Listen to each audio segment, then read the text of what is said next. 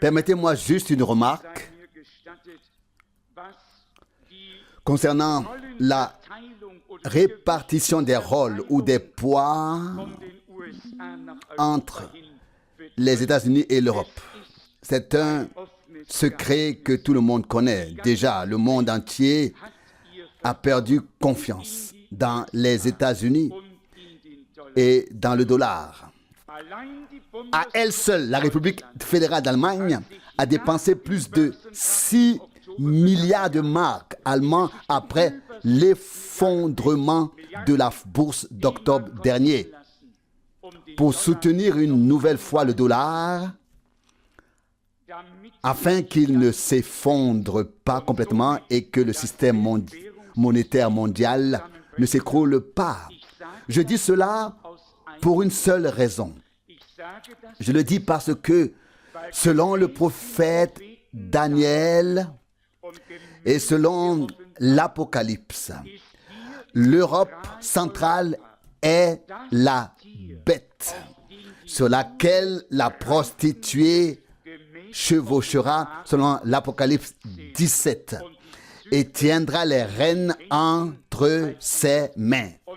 Et comme tout doit se passer ainsi, le président Mitterrand était chez nous à Aix-la-Chapelle lundi dernier et a déclaré dans la salle du couronnement: l'Allemagne et la France doivent se souvenir de leur passé commun et prendre en main leur avenir commun. Vous savez exactement ce qui va se passer. Une Europe unifiée va voir le jour et cette Europe unifiée sera soumise à la papauté. Il y aura une union entre la religion et le matérialisme et tout ce qui s'y rapporte. Et tous ceux qui ne se soumettront pas à ce système unifié seront abandonnés et mis à genoux. Ils seront mis à genoux. Dès que l'écu sera négociable en tant que monnaie, c'est-à-dire la monnaie européenne, qui sert depuis des années déjà d'unité de compte pour le mark allemand. Je crois qu'il est aujourd'hui pour un mark à 2,62 pour un mark allemand. Les choses auront en tout cas beaucoup plus avancé que ce que nous pouvons voir de l'extérieur. La semaine dernière, j'ai parlé à quelqu'un où les comptes des chefs d'État européens sont non seulement surveillés, mais où les fonds sont transférés. J'ai été étonné de voir quelles personnes on peut rencontrer dans les avions et en voyage. Et puis, il y a des moments où l'on obtient des informations dont on a absolument besoin, mais que l'on n'aurait jamais obtenu si l'on n'avait pas rencontré ces personnes. On pourrait dire c'est un hasard. Pour moi, ce n'était pas un hasard. Je suis reconnaissant à Dieu pour chaque information qui m'introduit d'une manière ou d'une autre au cœur du sujet et me permet de savoir jusqu'où toutes ces choses ont déjà progressé. Nous vivons en effet à la fin de la fin des temps. Et il n'y a qu'un seul moyen pour que l'ancien empire romain revive et recommence à fonctionner, et tout devra s'y conformer et s'y soumettre. Comme cela a été dit au prophète Daniel et dans l'Apocalypse. Mais que dit-on d'autre dans ces textes? Il est écrit dans ces passages: au temps de ces royaumes, le Dieu du ciel établira un royaume qui ne sera jamais détruit. Un royaume éternel. Daniel 2, verset 44. Mais c'est le temps dans lequel nous vivons maintenant. Et si quelqu'un me demandait Combien de temps je pense que cette évolution va encore durer? Je dois avouer en toute honnêteté, j'évalue la situation pour moi-même, mais je n'oserais pas faire de déclaration à ce sujet, car aucun d'entre nous ne peut dire avec certitude, à tel ou tel moment, ce sera le moment. Non. Nous nous en remettons à Dieu, nous le servons de tout notre cœur et nous essayons de proclamer les vérités bibliques de manière équilibrée avec tout ce que cela implique. Il y a des gens qui se spécialisent uniquement dans la prophétie, négligeant tout le reste, et d'autres qui font peut-être exactement le contraire. Jusqu'à présent, Dieu nous a conduits de manière à ce que nous proclamions de manière équilibrée l'ensemble du conseil de Dieu afin que le salut, la grâce et tout ce qui doit être dit sur le plan de l'enseignement et bien sûr prophétique soit présenté afin que nous ayons une vue d'ensemble. Mais une chose est nécessaire, que chaque personne expérimente personnellement Dieu, fasse l'expérience de Dieu. Je préfère renoncer à tout savoir de ce que Dieu a décidé dans son plan si je sais seulement que chacun a fait l'expérience de Dieu, est né de nouveau et sera présent lorsque le Seigneur reviendra. Ça, c'est l'essentiel. Et c'est probablement pour cela que j'ai déjà lu cette magnifique parole ici. La parole de la croix est une folie pour ceux qui périssent. Mais pour nous, elle est une puissance de Dieu. 1 Corinthiens 1, 18. Je me permets ici de poser la question à nous tous. La parole de l'enseignement et la parole prophétique ne sont-elles pas aussi une folie pour les hommes s'ils n'ont pas reçu l'introduction au plan du salut, au plan divin du salut, par révélation de la bouche du serviteur et prophète appelé et envoyé par Dieu? Alors ils tâtonnent ici et là, ils tournent autour du pot sans avoir de révélation sur ce dont ils parlent et écrivent.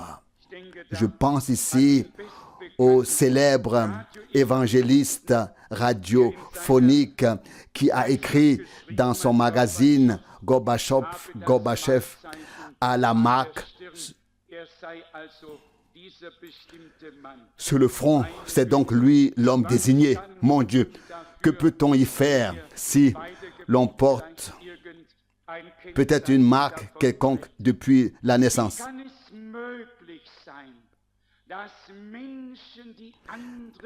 Comment est-il possible que des personnes qui enseignent les autres soient tout simplement frappées d'aveuglement total et ne reconnaissent pas de quoi il s'agit? Les Saintes Écritures nous ont décrit très clairement le lieu et les environs. La ville aux 7 collines et l'homme qui règne sur les rois de la terre, etc., etc. Et dans ce contexte, le dernier verset d'Apocalypse 13 dit que celui qui a de l'intelligence calcule ce nombre. Apocalypse 13, verset 18. Mais ce n'est pas notre intelligence qui est requise ici, mais l'intelligence divine, la compréhension divine. Comment pouvons-nous dire oui et amen lorsque nous lisons dans Luc 24 « Et il leur ouvrit la compréhension, l'esprit à la compréhension des Écritures. Il leur ouvrit le sens. Luc 24, verset 45. Nous savons ce que cela signifie car Dieu nous a ouvert la compréhension des Écritures. Il en reste simplement ainsi. Dieu a un ordre bien précis. Et c'est selon cet ordre divin qu'il accomplit son plan de salut ici sur terre.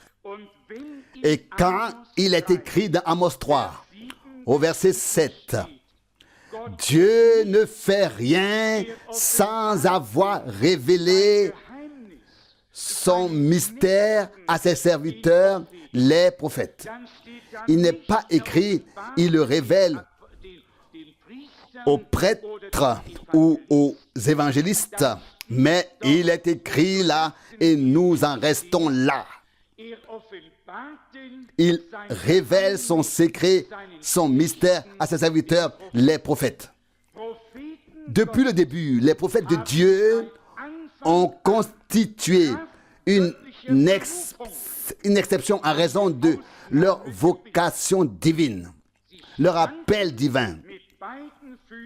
Ils avaient les deux pieds sur terre et étaient pourtant transportés et ravis au ciel. Ils entendaient littéralement les paroles de Dieu comme vous entendez maintenant ma voix.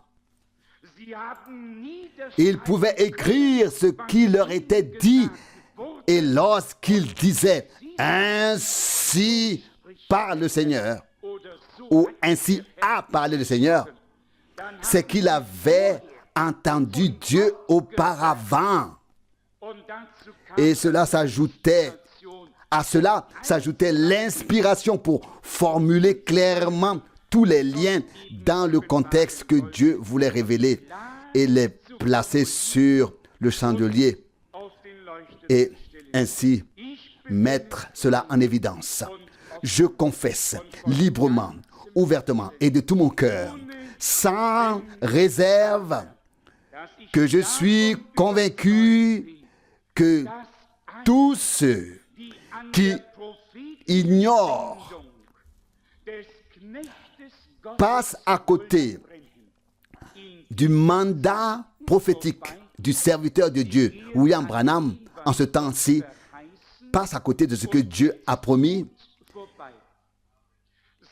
et ce qu'il fait actuellement. Ils peuvent avoir l'air aussi spirituels qu'ils veulent, faire autant d'activités religieuses qu'ils veulent, accomplir autant de miracles et de signes qu'ils veulent.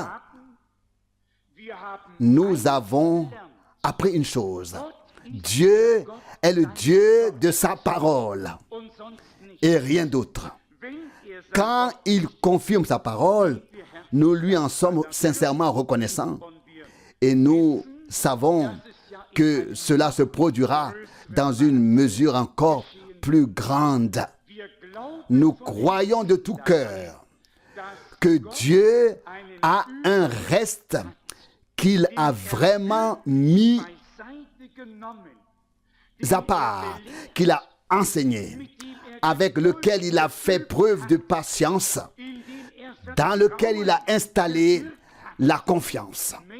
Des personnes qui se sont détachées de toutes les traditions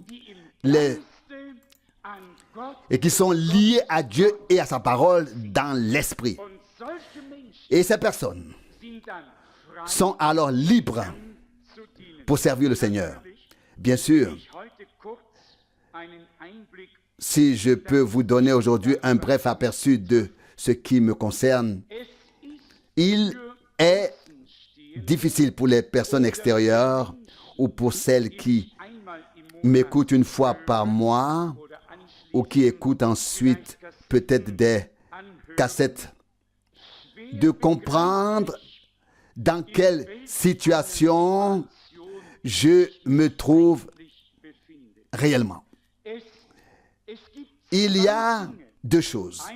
D'une part, je rencontre des personnes qui rejettent directement le ministère du frère Branham.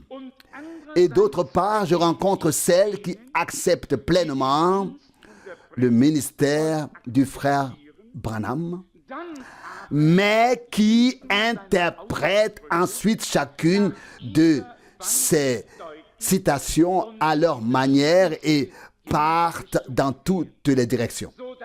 De sorte qu'il ne reste finalement que des ruines qu'il faut labourer à nouveau, semer à nouveau, qu'il faut prendre un nouveau départ à tout égard, à tous égards et dans tous les pays.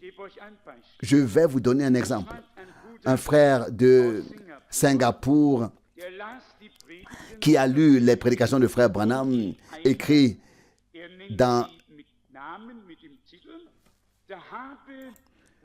l'une d'elles qu'il a intitulée que frère Branham aurait dit que l'âme a également 5 sens. Dans une autre, il aurait dit que l'esprit a 5 sens. Maintenant, je dois lui répondre, qui a 5 sens, l'esprit ou l'âme? Et vous savez quelle serait ma réponse? Ma réponse est la suivante. Je remercie Dieu de m'avoir donné 5 sens normaux dont je dispose. Que mon âme ait 5 sens ou un seul sens, cela m'importe peu. J'ai entendu le même frère Branham dire, l'âme n'a qu'une seule entrée. Donc, sens, et celle-ci consiste en la foi que Dieu a mise en nous par l'Esprit lorsque nous avons entendu la parole de Dieu. Un seul sens me suffit, à savoir le sens de Jésus-Christ. Le sens, ici, le sentiment de Jésus-Christ, le sens qui est orienté vers Dieu et la parole de Dieu. Il y a d'autres choses qui sont très critiques et qui sont bien sûr très, très difficiles pour moi. Il y a cette déclaration de frère Branham qui a probablement dit dans le premier sceau, au moment où l'ange descend selon Apocalypse 10 et pose son pied sur la terre et la mer, le 7e messager est sur la terre.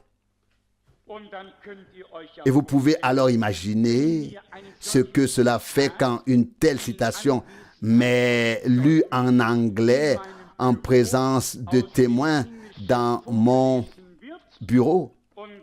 Et puis vient la question directe et pointue et erronée. Crois-tu ce qui est dit ici? Et la conséquence est alors, donc cela s'est déjà accompli, car selon ce qui est dit ici, le 7e messager devait être sur terre lorsque cela se produirait. Pouvez-vous comprendre un peu ma situation? À quel point cela est devenu difficile? En premier lieu, et je ne dis pas cela par présomption, je le dis avec la plus profonde sincérité de mon cœur. En premier lieu, je me sens engagé et responsable envers Dieu. C'est une position que je ne me suis pas donnée et que je n'ai pas prise. Elle m'a été donnée par Dieu. Je suis là, je ne peux pas faire autrement que Dieu m'aide. La parole de notre Dieu doit pouvoir rester dans sa signification. Et doit pouvoir rester dans sa signification. Et cela indépendamment de ce qui a été dit ailleurs. Là aussi, il est possible de trouver des déclarations, des citations qui ne sont pas toujours « Ainsi parle le Seigneur ». Nous le savons tous très bien. Même de tels hommes de Dieu, par exemple, Paul l'avait déjà dit et écrit à l'époque. Nous ne mourrons pas tous, mais tous nous serons changés, transformés. 1 Corinthiens 15, 51. Ensuite, les critiques auraient pu venir et dire, regarde, c'est ce que Paul a dit. Il nous l'a dit ici dans l'assemblée, il l'a prêché, et puis il a même écrit, nous ne mourrons pas tous, mais tous, nous serons changés, transformés. Et soudain, Paul n'a pas été changé, mais comme l'ont établi l'histoire, ou alors l'histoire, oui, de la communauté religieuse, des communautés religieuses. Il est mort en martyr à Rome, sous la persécution de Néron.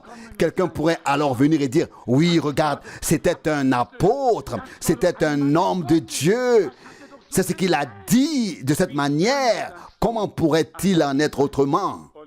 Et depuis près de 2000 ans, depuis près de 2000 ans ont passé et c'est toujours vrai. Je crois l'avoir dit ici récemment.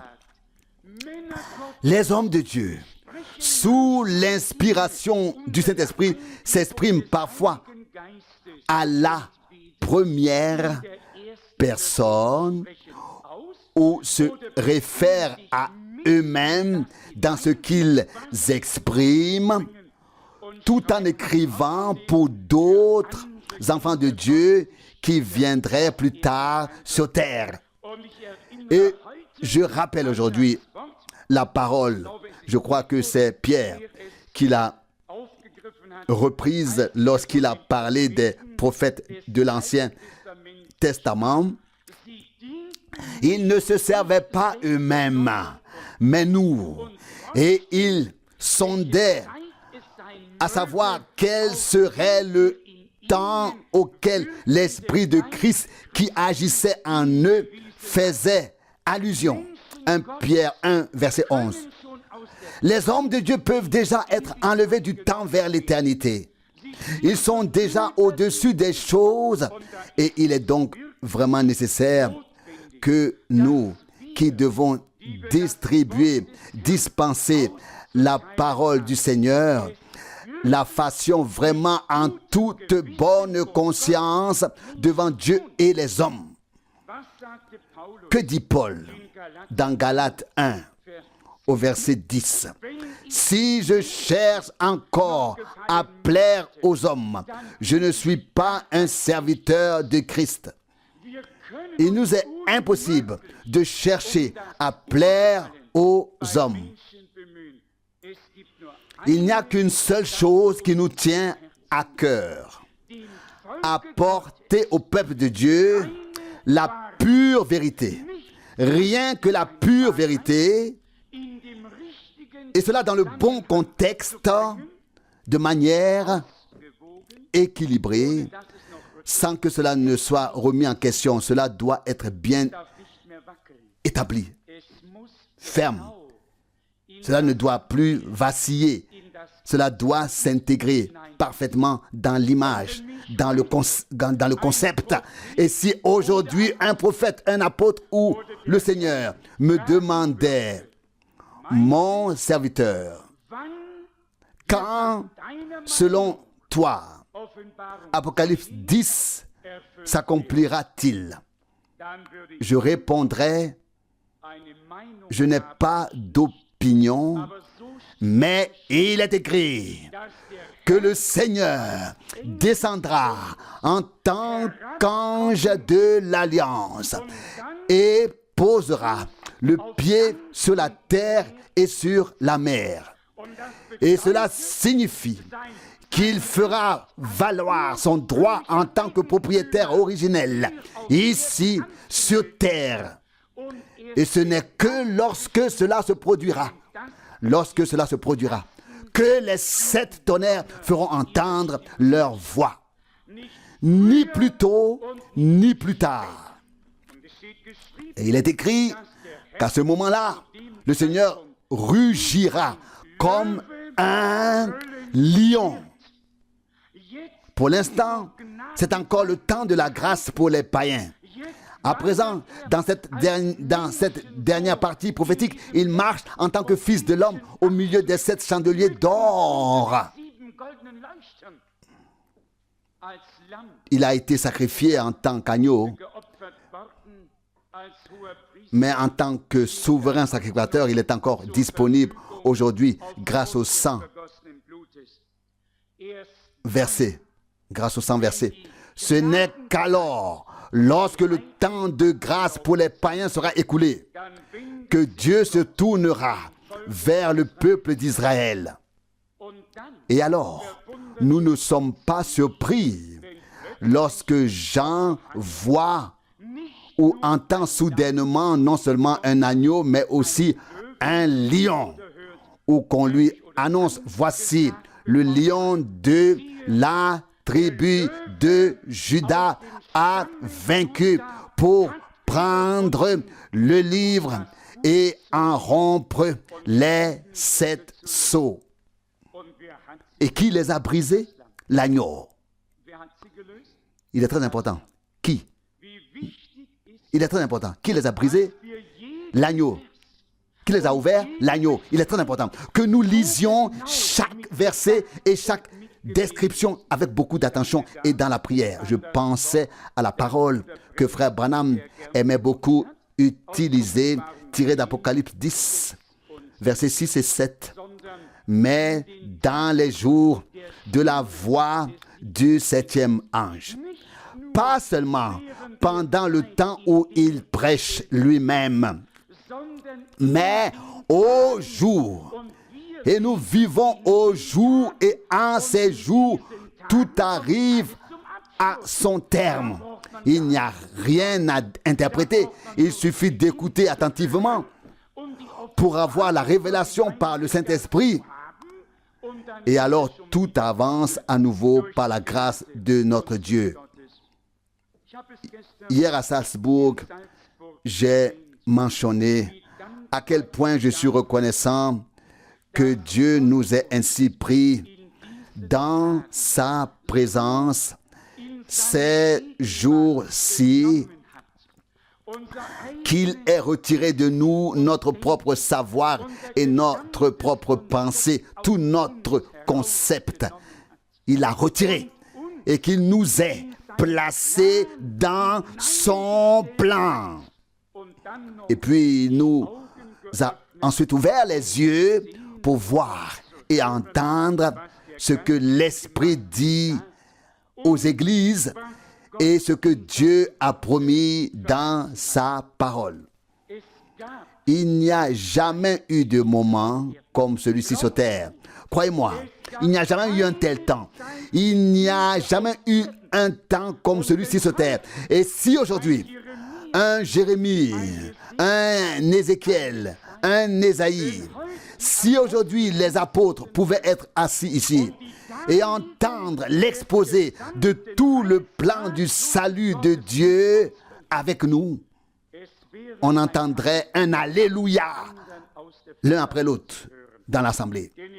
Car vous savez, si vous avez lu Apocalypse 5, lorsque l'agneau prit le livre, que s'est-il passé?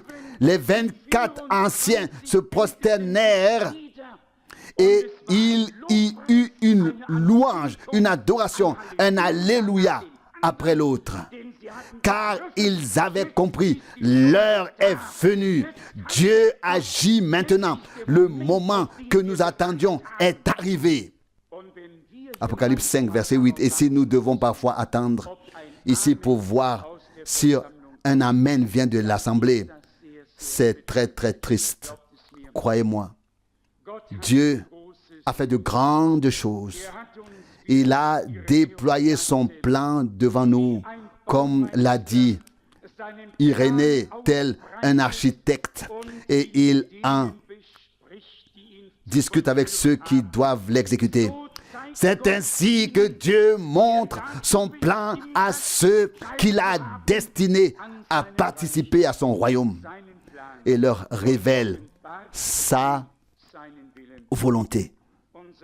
Notre cher frère Doutler, qui est venu me chercher à l'aéroport de Kloten, tout à l'heure m'a soudainement dit, « Frère Frank, il est écrit que Dieu établira sur tous ses biens. » En rappelant Matthieu 24, verset 45. Et c'est effectivement vrai. Même si l'on voulait faire preuve de retenue, mais pensez à Paul.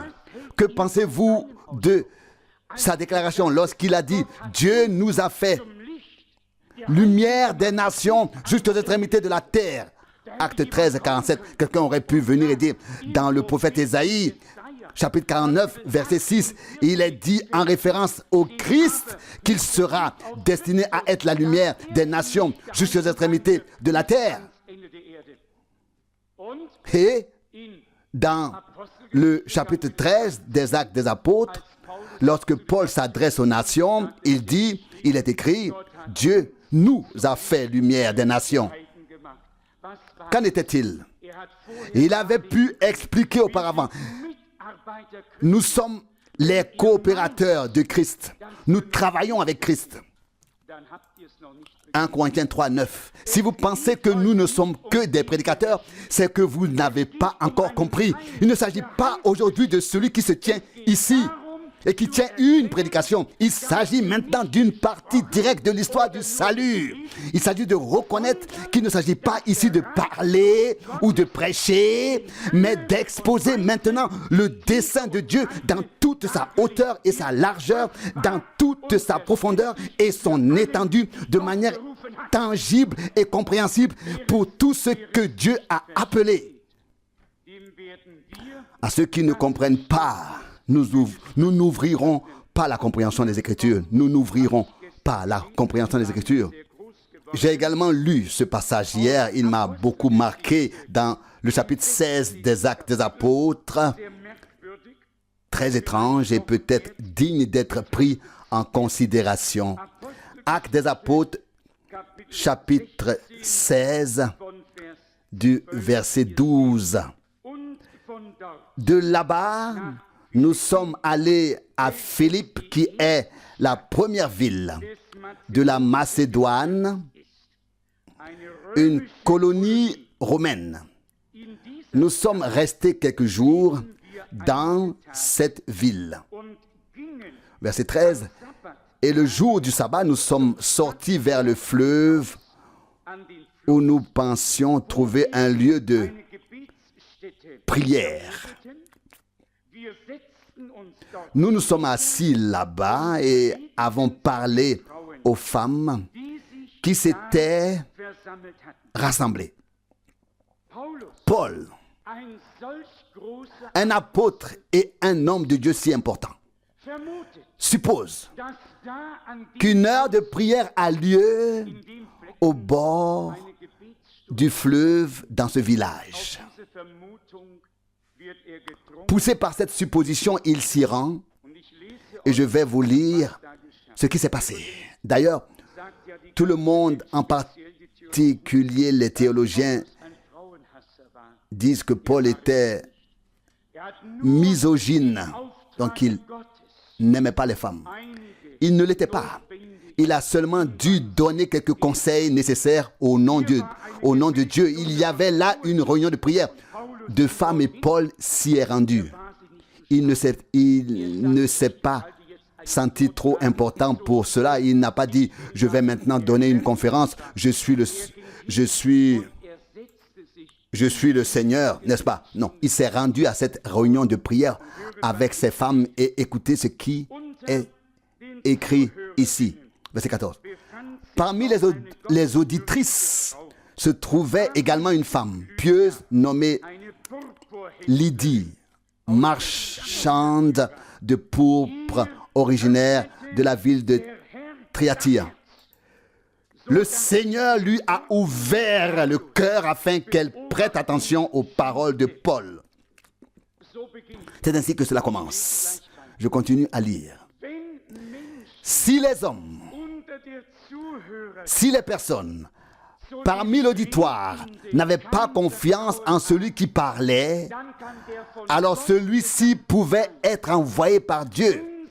Si elles n'acceptaient pas les paroles et ne les laissaient pas pénétrer en elles, alors même un ange venu du ciel ne pouvait rien y faire. Il faut savoir que c'est ici la parole de Dieu qui est proclamée et que ce n'est pas l'apparence d'une personne qui compte, que ce soit sa nationalité, son apparence, sa tenue vestimentaire ou son dialecte, mais simplement lorsque Dieu nous envoie quelqu'un, nous devons être reconnaissants d'entendre la parole qui sort de sa bouche, quelle que soit cette personne. Combien de fois l'ai-je déjà dit, si Dieu envoyait un enfant pour parler en son nom, nous ferions bien de l'écouter, même si c'est un adolescent. Mais écoutez maintenant la suite. Verset 15. Après avoir été baptisé avec les membres de sa maison, elle nous fit cette demande. Si vous me reconnaissez vraiment comme une fidèle disciple du Seigneur, venez dans ma maison et restez avec moi. Elle nous a ainsi contraints à la suivre. Que s'était-il passé? La prière, la réunion de prière avait précédé ce qui avait été dit. Nous sommes reconnaissants envers toutes les sœurs, envers toutes les femmes qui se réunissent pour prier. Elles ont tout simplement un cœur plus tendre et il semble qu'elles soient plus proches de Dieu que les hommes lorsqu'il s'agit de prière.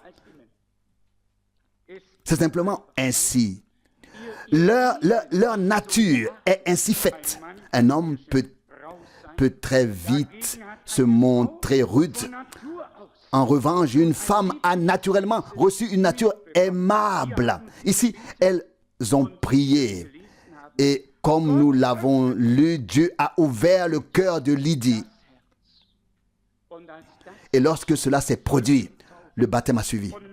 Et après le baptême, elle a dit, « Si vous me considérez comme une disciple fidèle du Seigneur, » elle n'avait pas encore fait ses preuves, cela restait à venir.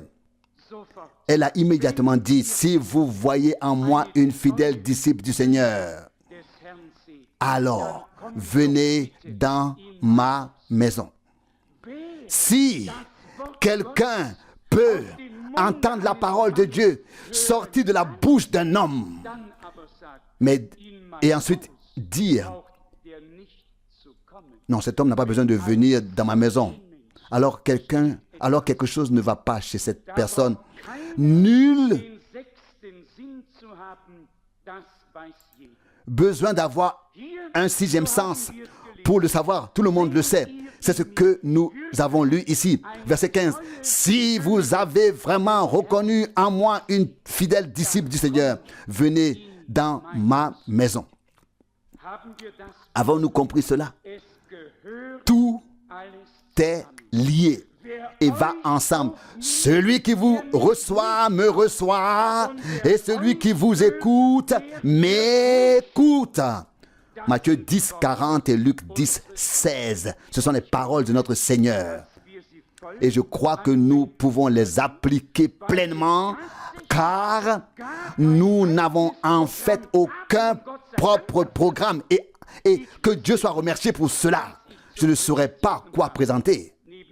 À côté de moi était assis un gentil monsieur aujourd'hui dans le vol de Salzbourg à Zurich, à Kloten, et il m'a vu lire la Bible. Il m'a alors demandé, êtes-vous prête? J'ai répondu, non, je ne le suis pas, mais je suis prédicateur. Je ne suis pas prête, mais je suis prédicateur. Nous avons rapidement engagé la conversation et sans hésiter, il m'a dit, je crois en Dieu, mais pas aux communautés religieuses. J'ai alors levé ma main droite, je la lui ai tendue et je lui ai serré la main selon la coutume en lui disant, j'en suis également convaincu, quelle que soit la formulation exacte. Et il m'a même demandé, mais qui êtes-vous vraiment? À quelle confession appartenez-vous? Et là, ça devient difficile. Oui, à quelle confession appartenez-vous? Quelle paroisse? Ou bien alors, quelle église, quelle assemblée, et est-ce que cela a un rapport avec les sectes américaines? Et vous savez comment ça se passe, n'est-ce pas? Et surtout ces jours-ci où le monde entier voit et entend tout ce qui se passe, même dans les endroits reculés du désert. Alors le monde entier est au courant. Et puis on dit, oui, c'est terrible, tout ce qui se passe. Alors on doit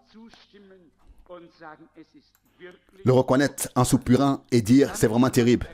Et puis on peut ajouter qu'il existe encore quelque chose d'authentique et de vrai. Il existe encore une chose, sans tromperie, sans mensonge, sans corruption, une chose véritable de Dieu pour annoncer le conseil du salut en ces jours. Je ne sais pas si quelqu'un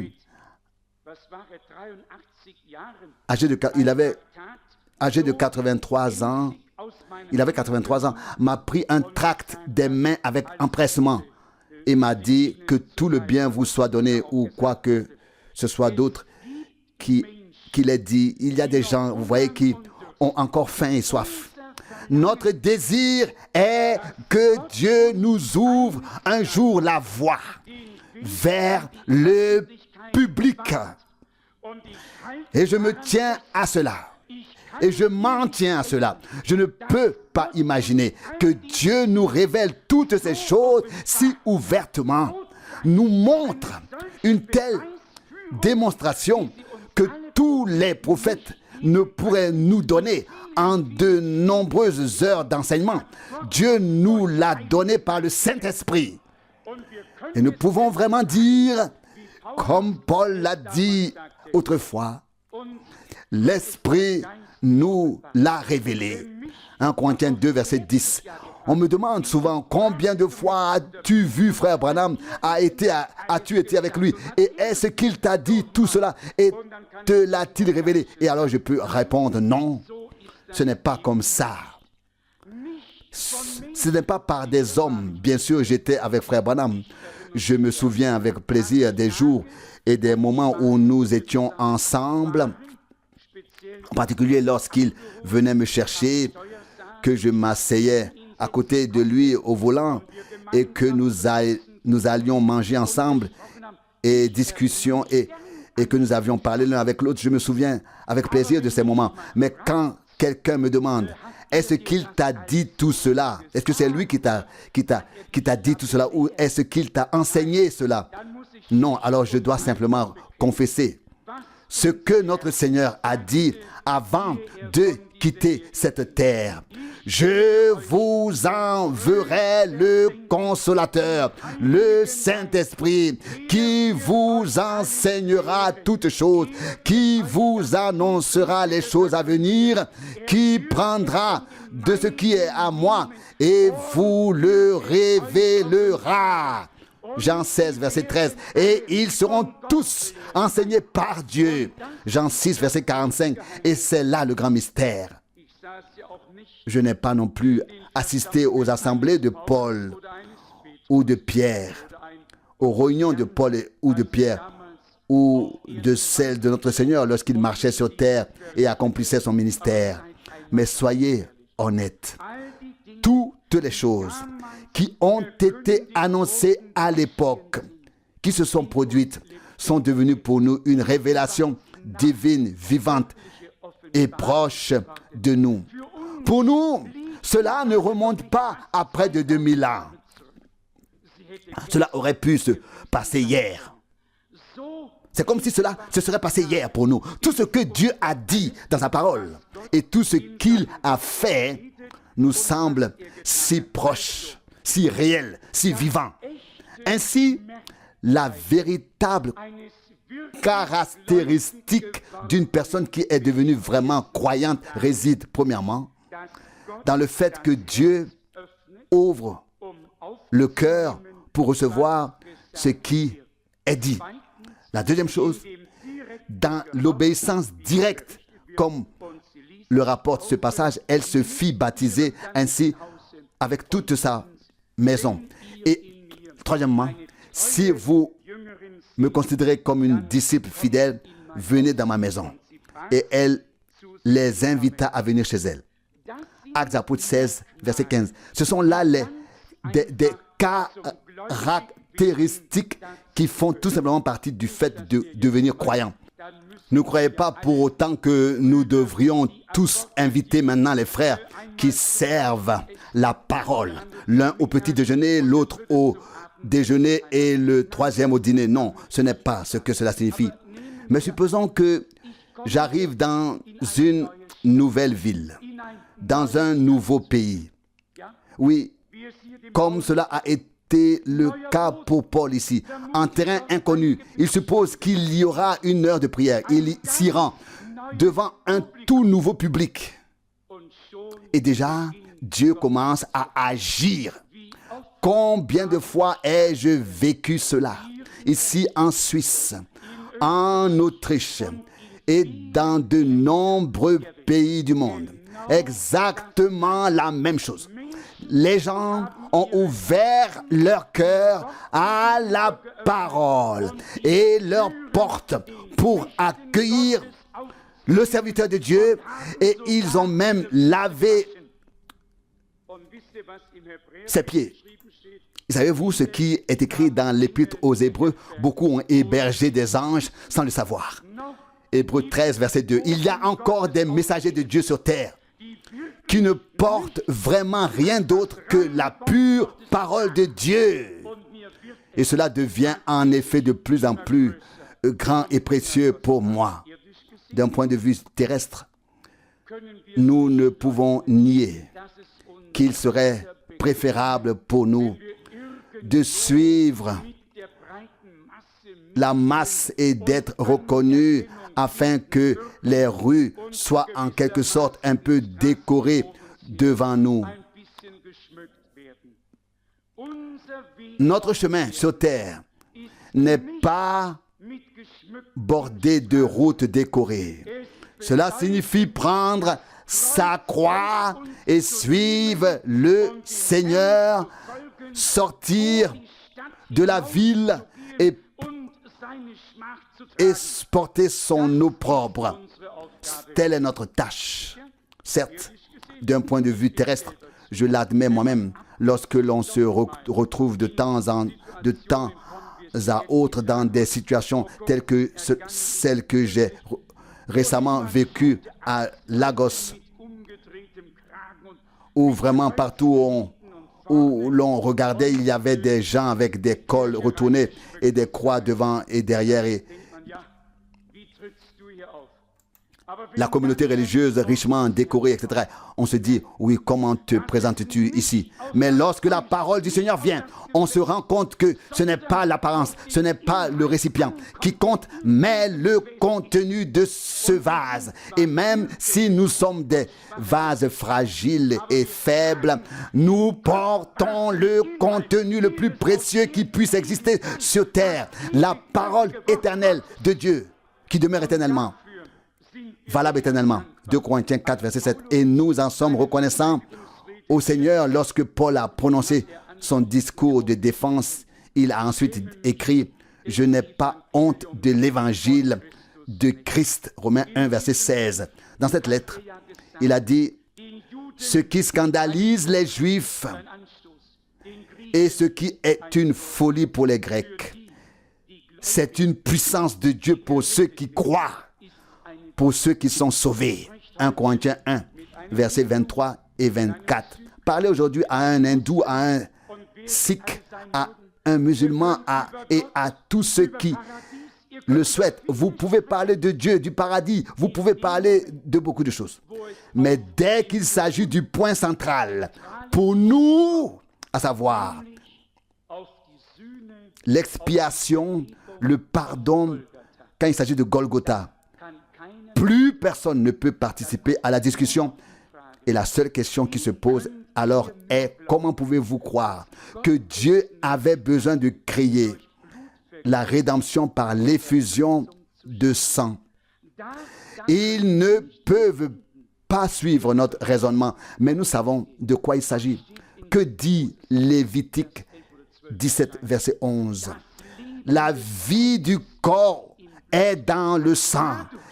du fait que le péché et la transgression sont entrés dans le monde par Ève puis par Adam,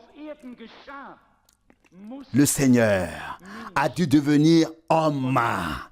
Et là aussi, la vie était dans le sang, tout comme le péché est entré dans le monde par Ève. Il devait maintenant être retiré et pardonné de la même manière par Marie, à travers Marie, par la naissance virginale, par l'expiation, et le chemin vers Dieu devait être ouvert à nouveau. Mais les gens ne savent pas de quoi il s'agit. Ils pensent qu'il y avait quelques arbres au paradis, dont l'un était peut-être un pommier, etc. Il y avait des arbres, c'est vrai, y compris l'arbre de vie et l'arbre de la connaissance du bien et du mal. Mais il y avait plus encore. Il y avait aussi un serpent. Il y avait Adam et il y avait Ève. Et quelque chose s'est produit. Et soudain, ils ont réalisé qu'ils étaient nus et se sont cachés devant Dieu le Seigneur, qui venait dans la fraîcheur du soir pour communier avec eux. Et nous voyons ce qui s'est passé. Il leur a fait des jupes en peau.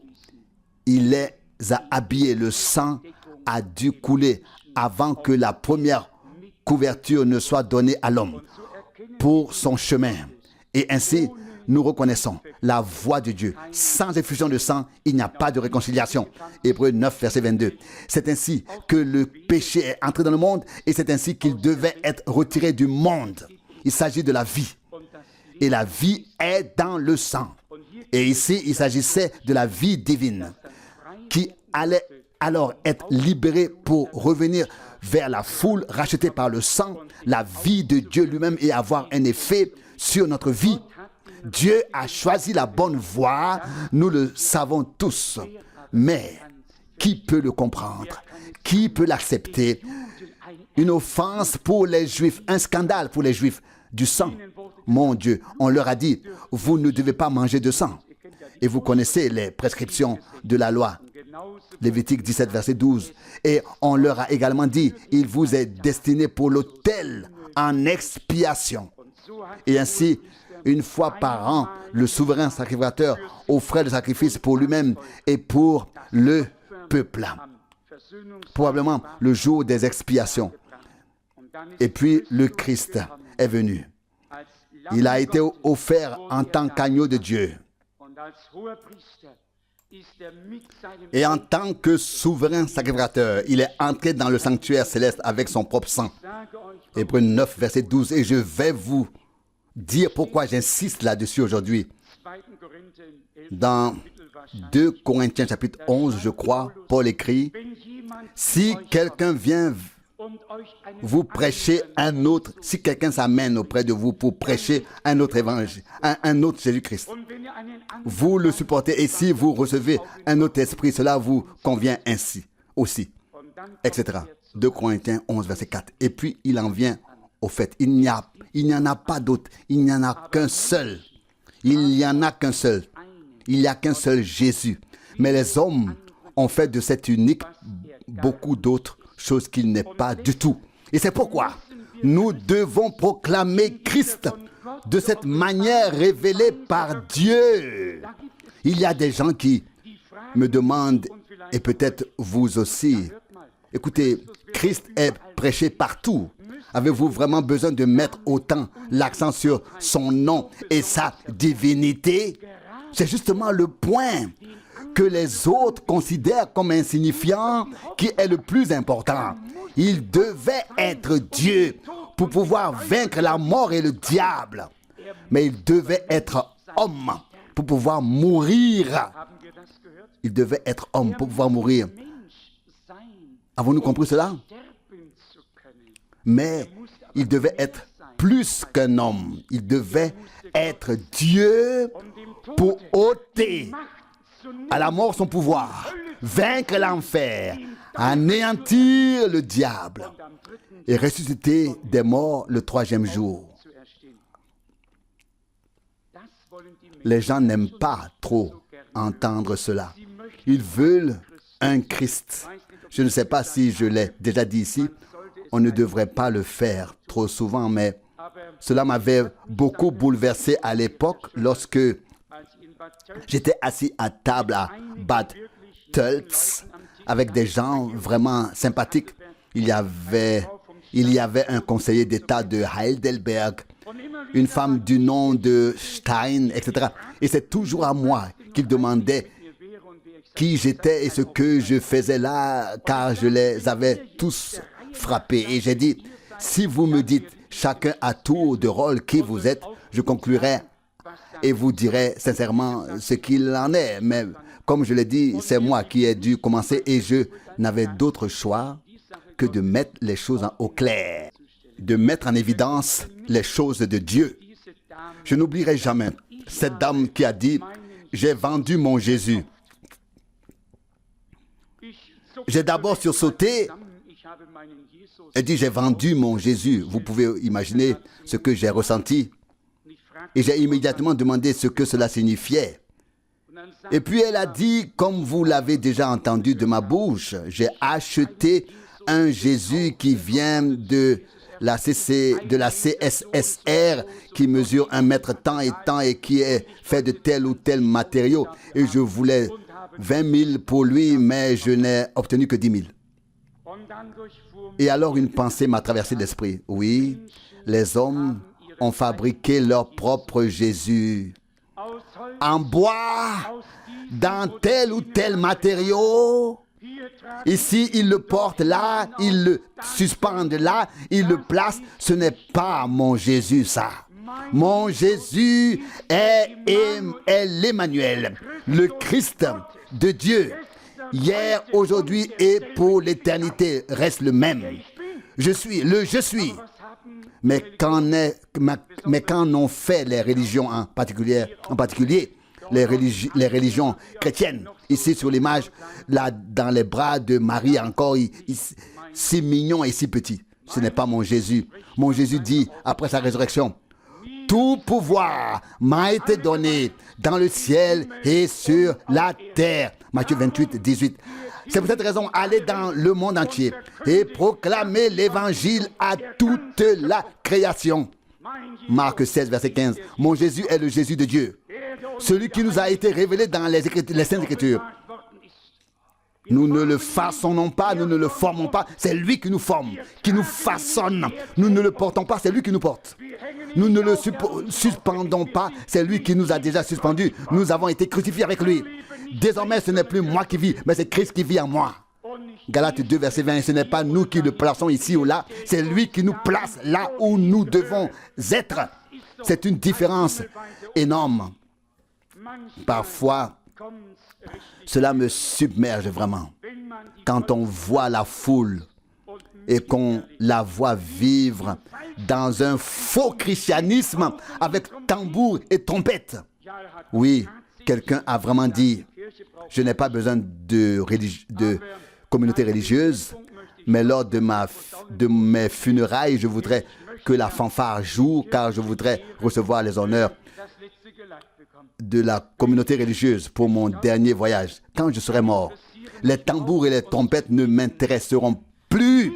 Ce qui m'intéresse, c'est comment je vais mourir. Si une musique céleste retentira lorsque le Seigneur me fera passer de ce monde à l'éternité. La fanfare, elle doit jouer tant que je suis ici, car j'aime l'entendre. Quand le Seigneur me rappellera à lui, je vais entendre la musique céleste au loin, puis entrer dans la gloire. Oh, quelle reconnaissance pouvons-nous éprouver pour tout cela. Ce n'est pas un évangile artificiel, fabriqué, conçu par les hommes, mais celui reçu de Dieu que nous pouvons encore aujourd'hui proclamer à toute l'humanité. La parole de la croix. Une folie pour les uns, un scandale pour les autres. Mais pour nous qui sommes devenus croyants, une puissance divine, une puissance de Dieu qui nous a tirés de notre perdition et nous a sauvés. Et nous a sauvés. Nous pouvons témoigner du fond du cœur. La grâce nous a été accordé.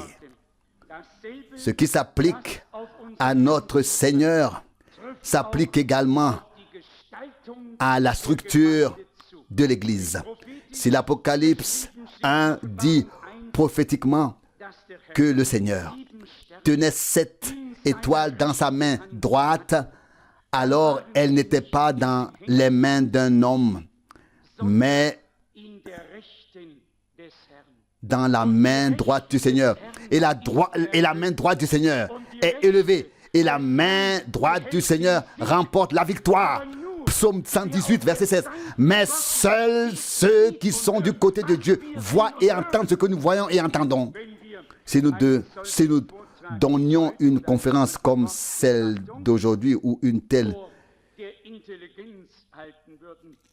méditation sur la parole devant l'intelligence des hommes, personne ne resterait jusqu'à la fin. Ce serait une exigence déraisonnable que de supporter tout cela. Il est précieux pour nous, en tout cas pour moi, que Dieu, dans un tel chaos qui règne aujourd'hui sur terre comme jamais auparavant, donne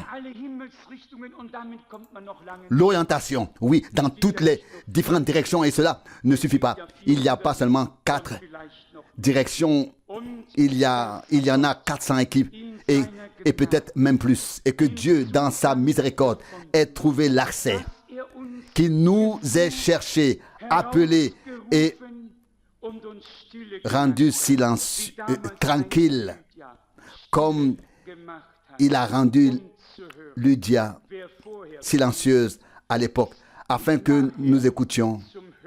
Celui qui prie avant est prêt à écouter après. Celui qui argumente avant n'est pas réceptif. La prière est donc nécessaire pour servir en quelque sorte de préparation à la réunion ou au service divin. Et alors, nous pouvons recevoir la parole comme cela plaît à Dieu. Croyez-vous tout cela? Tout dépend de l'attitude intérieure. Je pourrais également vous lire l'événement suivant. Et j'en terminerai ainsi, également tiré du chapitre 16 des Actes des Apôtres. On peut lire au verset 31 ici. Ils répondirent: crois au Seigneur Jésus et tu seras sauvé, toi et ta famille et ta maison. Verset 32. Ils lui annoncèrent alors la parole du Seigneur ainsi qu'à tous ceux de sa maison. Verset 33. Il les prit avec lui à cette heure même de la nuit, lava leurs plaies et fut baptisé aussitôt avec tous les siens. Verset 34. Ensuite, il les conduisit dans son logement, fit dresser la table et se réjouit avec toute sa maison d'être venu à la foi en Dieu. Avez-vous remarqué ici que la foi en Jésus-Christ est en même temps la foi en Dieu? Ici, l'homme de Dieu a dit: crois au Seigneur Jésus-Christ. Et le témoignage de celui qui est devenu croyant est qu'il était heureux d'être venu à la foi en Dieu avec toute sa maison. Qui est Jésus-Christ? Emmanuel, Dieu devenu personne, venu du corps spirituel. Il est venu dans un corps de chair. Il pouvait dire: celui qui me voit a vu le Père. Jean 14, 9. La foi est uniquement en un seul Dieu, et parce que le seul, unique, constitué d'une seule personne, s'est révélé à l'humanité en Jésus-Christ comme sauveur, l'homme doit croire en cette révélation de Dieu en Jésus-Christ. Il n'y a pas d'autre chemin que celui qui passe par Christ. S'il passe à côté de Christ, alors il passe à côté de Dieu. Tout chemin qui passe à côté du Christ passe à côté de Dieu. Car il pouvait dire: je suis le chemin, nul ne vient au Père que par moi. Jean 14, 6. Toute vérité supposait-elle, qui passe à côté du Christ, passe à côté de Dieu. Le Christ est la révélation centrale de Dieu ici sur terre. Pour notre salut à tous, pour notre réconciliation. Lui qui était Emmanuel est devenu Yahshua, Yahvé Sauveur, sous sa forme grecque Jésus. Nous le savons. Et ce même Jésus sera alors dans la plénitude, dans l'achèvement, Emmanuel qui remplira toute la terre de sa gloire. Le même hier, aujourd'hui et éternellement. Celui qui pouvait dire, avant qu'Abraham fût, je suis. Jean 8, 58. Celui qui pouvait dire, celui qui me voit, voit le Père. Jean 14, verset 9. Nous croyons que Dieu, dans les cieux, est devenu notre Père par Jésus-Christ, notre Seigneur. Nous croyons ce qui est écrit dans 2 Corinthiens 5, verset 19. Dieu était en Christ et a réconcilié le monde avec lui-même. Dieu est venu à la rencontre de l'humanité en Christ et a tendu en lui la main de la réconciliation à tous ceux qui veulent se réconcilier avec Dieu. Nous devons maintenant saisir la main de la réconciliation de Dieu en Christ et reconnaître qu'il a souffert à notre place et que par lui, nous avons trouvé la paix avec Dieu. Par notre Seigneur Jésus-Christ. Avons-nous tous compris cela? Il est si difficile de rendre cette partie compréhensible, de l'exprimer avec des mots. Ce n'est d'ailleurs pas nécessaire. Paul l'a résumé dans 1 Timothée 3, au verset 16. Le mystère de la piété est grand. Dieu manifesté dans la chair, justifié dans l'esprit, apparu aux anges, prêché dans le monde, reçu dans la foi, dans la gloire. Et c'est ce que nous croyons encore aujourd'hui. Le message de Dieu aujourd'hui est le suivant. Revenez à Dieu. Revenez à sa parole. Revenez à Jésus-Christ qui était au commencement et qui sera à la fin. Et celui qui pouvait dire, je suis le premier et le dernier. Et le vivant, j'étais mort et voici, je vis pour toute éternité. Et je détiens les clés de la mort et du séjour des morts, de l'enfer. Croyez, ça c'est Apocalypse 1, verset 18. Croyez-vous tous sincèrement en Jésus-Christ? Croyez-vous qu'il était homme selon la chair, mais qu'il était Dieu selon l'esprit? Qu'il était Emmanuel, le je suis, à 100%, à 100%. Je l'ai dit tout à l'heure, il devait être homme pour pouvoir mourir. Il devait être Dieu pour vaincre la mort, pour ôter l'aiguillon de la mort et ressusciter le troisième jour, puis vivre. Et nous vivons avec lui. Comment avez-vous reçu sa parole? Comme Lydie, comme le geôlier, et comme tous les autres, votre cœur a-t-il été touché, a-t-il été ouvert? Avez-vous été touché? Qu'est-ce que Dieu a à vous dire aujourd'hui? Êtes-vous reconnaissant pour la révélation de sa parole, de son nom, et plus généralement pour la révélation de son dessein de salut en ces jours, alors nous pouvons maintenant remercier le Seigneur ensemble pour cela. Au nom, et cela au nom de Jésus. Amen.